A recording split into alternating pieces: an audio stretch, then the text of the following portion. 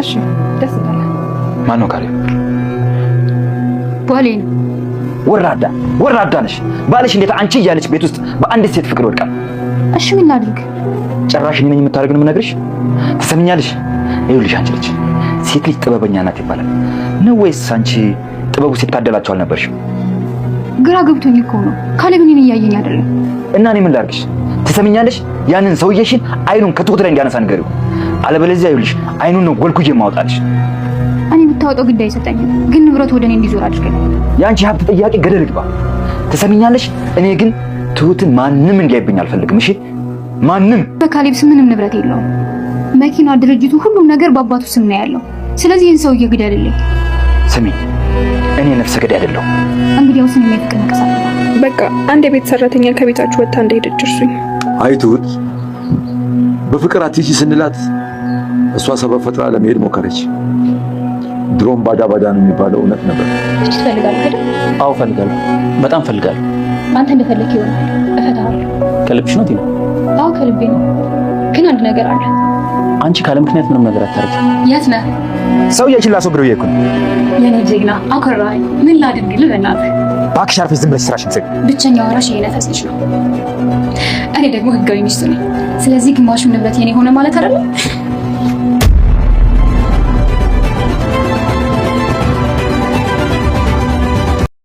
በልጃቸው ሚስት ልዩ ፈተና የሚበዛባቸው አባባ ዛሬም በድጋሚ ማሳገድ ሳይሆን እንዳስወግድላት ትሁትን ፍለጋ የመጣውን ሰውዬ ወደ እሳቸው ልከዋለች። ከዚህ በፊት አባባ ይች ልጅ ምን እያደረገች ነው? ምንስ እያሰበች ነው? በሚሉበት ሰዓት ካሌብ እሷ ካሁን በኋላ ምንም አይነት አቅም የላትም፣ ምንም አታመጣም፣ አባዬ አትጨነቅ በሚልበት ሰዓት እሳቸውም እኔ የእሷ ነገር አስጨንቁኝ ሳይሆን በቤተሰቤ ላይ ምን አይነት ችግር ልትፈጥር እንደሆነ እያሰብኩ ነው።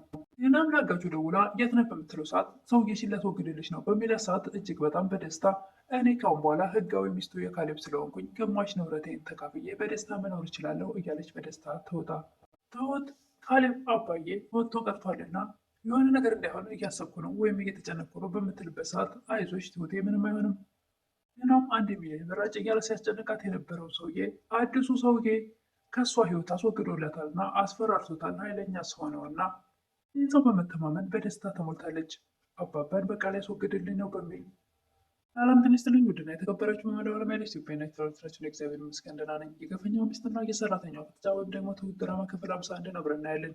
አባባንስ አስወግድ ተብሎ የተላከው ትሁትን ፍለጋ የመጣው ሰውዬ ጨክኖ ያስወገዳቸው ወይስ ደግሞ እንደ አባት ልቡ ይራራላቸው ይሆን? ባለፈው ክፍል ትሁትን ለአባባ የሚያሳዝን ደብዳቤ በእንባ እየታጸፈች ከጻፈችላቸው በኋላ አስቀምጠው ወደ ውጭ ልትወጣ ስትል በተኙበት በሌሊት ቴና ደግሞ መልካም ሰው በመምሰል ትሁትን እንዴት በዚህ ሰዓት እንደ ባዶ ትችላለች በማለት አባብላ ወደ ቤት መልሳ ወይም ደግሞ ልታስቀራት ትችላለች። በእርግጥም ትሁት እኔ ከዚህ በላይ ቤት መቆየት አልችልም፣ መሄድ አለብኝ በምትላት ሰዓት እንዴት ነው ምክንያቶች ልጠፊበት የቻልሽው እያለች ለማረጋገጥ ሞክራ ነበር። ትሁትም በቃ ምንም ነገር አትጠይቅኝ፣ ግን መሄድ አለብኝ በምትላት ሰዓት በቃ እምቢ ካልሽኝ ጮኬ ነው የምንቀሳቀሳቸው ሁሉንም በምትላት ሰዓት ትሁት ትመለሳለች ወደ ቤት። እና ትሁትን ፍለጋ የመጣው ሰውዬም ባለፈው ክፍል ላይ ፊት ለፊት ተፋተው ነበርና ቪዲዮ ያለቀው አሁን ላይ ዋና አንተ እውነት ለመናገር ፊት አዲስ አልሆነብኝም። አርቲስት ነህ እንዴ? ግን ደግሞ አርቲስት ብትሆን ኖሮ ደግሞ የሰፈሩ ታዋቂ ፖሊስ ነው ማለት ነው እንዴ? እንደዛ ቢሆን ኖሮ እጅን በካሴን አስረህ ወስደኝ ነበር። ታዲያ ግን አንተ መልቶን ትችላለህ እያለ እየቀለደበት ነበር። አዲሱን ትሁትን ፍለጋ የመጣው ሰውዬም የቴናን አጋጭ በቦክስ ብሎ አስፈራርቶ ከጠገቡ ካባረረ በኋላ የሰማይ ስባሪ የሚያክል ሰውዬ እያሉ ሁሉም ሲፈሩት የነበረውን ሰውዬ በትንሽ በሰከንድ ነበረ ጩቤ ሲያወጣበት ሩጫውን የቀጠለው። እናም ትሁትን ወደ ቤት ከመለሰቻት በኋላ እያለቀሰች ስለነበረ ትሁት ምን ሆነች ነው? ማን ነው ያስቀየመች? ካሌብ ተቆጥቶች ነው እንዴ?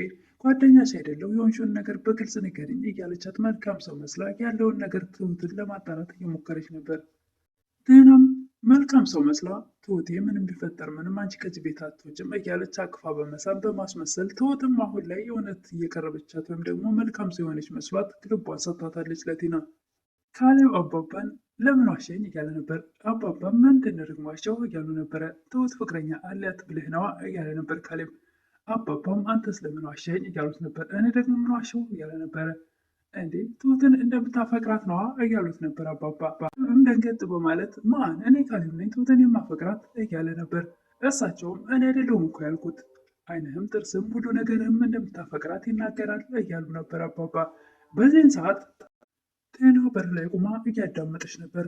ካሌብም አባዬ ለምን ዝም ብለህ ትቀባጥራለህ? እኔ እኮ ትሁትን ከእህትነት ያለፈ በፍጹም በምንም ነገር አስቤያት አላውቅም። አባባም እንደዛ ባይሆን ኖሮማ የትሁት ፍቅረኛ እያልክ አትደክምም ነበረ። እናም አሀ ለካ እንደዛ ነው። እሺ በቃ እንደዛ ከሆነማ አዲሷ ቲና መልካም አይደለች? በቃ ካሌብና ትሁት ፍቅራቸውን እንዲቀጥሉ ለምን አላደርግም እያለች ነበረ። እነሱም ወሬያቸውን እንደጨረሱ ካረጋገጠች በኋላ እንደታደራችሁ ብላ ወደ ተቀመጡበት ትገባለች። ቲናም የትሁትን ደብዳቤ እያነበበች ትሁትዬ የኔ ቆንጆ፣ ወንዶች እንደ እናንተ አይነት የምትቅለሰለት ሴት የሚወዱ ከሆነ አንቺና ያቺ ኤደን የምትባል ሴት ሁለቱንም ወንዶች ከኔ ላይ ወስዳቸዋል። እኔን ጠልተው እናንተን እያዩ ነው። ስለዚህ ሁለታቸውም ደግሞ እናንተ ትተው እኔን እንዳዩ ማድረግ አለብኝ። ስለዚህ የእናንተ እርዳታ ያስፈልገኛል። ኤደን እነ ካሌብ ቤት መታ ነበርና ዳንኤልን አልፋ ካሌብን ሰላም ለማለት ስትሞክር ዳንኤል በፍጥነት ተነስቶ ሰላም ሊላ ሲሞክር እሷ ግን አልፈለገችም ነበር። ዳንኤል በፍጥነት ትሁት ወዳለችበት ይሄዳል። ካሌብም እናንተ እኮ ሲያያችሁ የህንድ ፊልም የምትሰሩ ነው የምትመስሉት እያላት ነበር ኤደንን። እንዴት ይህን የመሰለ ስሜት እንዲሁ በከንቱ ሜዳ ላይ ታስቀሪዋለሽ እያላት ነበር ኤደንን። ዳንኤል ለትሁት ለካ ልክ እንደ አዲስ ልብ እንደዚህ ደነግጣል እንዴ? ዛሬ ደግሞ እንዴት እንዳማረባት እያለ ነበረ። ትሁትም ሄድ እኮ ሁልጊዜም ቆንጆ ናት፣ ሁልጊዜም እንዳማረባት ነው እያለችው ነበር። እውነት ግን እንደገና ታርቀን እኔ እሷን ማቀፍ እችል ይሆን እያለ ነበር ዳኒ። ትሁትም አንተም እኮ ዝም አልካት፣ እንደ ድሮ ይቅርታ እየጠየካት አይደለም እያለችው ነበር። ዳኒም ታውቂያለሽ ትሁት በእኔ ምክንያት ብዙ ጊዜ አልቅሳለች፣ ድጋሚ ልቧ እንዳልሰብራት እኮ ነው። ከዚች ከተናጋ ካየችን ድጋሚ የሆነ ልቧ እንዳይሰበር ነው። ትሁትም ዳኒ ህልም ተፈርቶ እኮ ሳይተኛ አይታደርም። ስለዚህ ገና ለገና ነገ ምን ይፈጠራል እያልክ የነገህን ነገር ሳትኖረው ልትቀር ነው እንዴ? እኮ ነገሮች ሲደጋገሙ በእኔ ምክንያት ተስፋ እንዳትቆርጥ እፈራለሁ።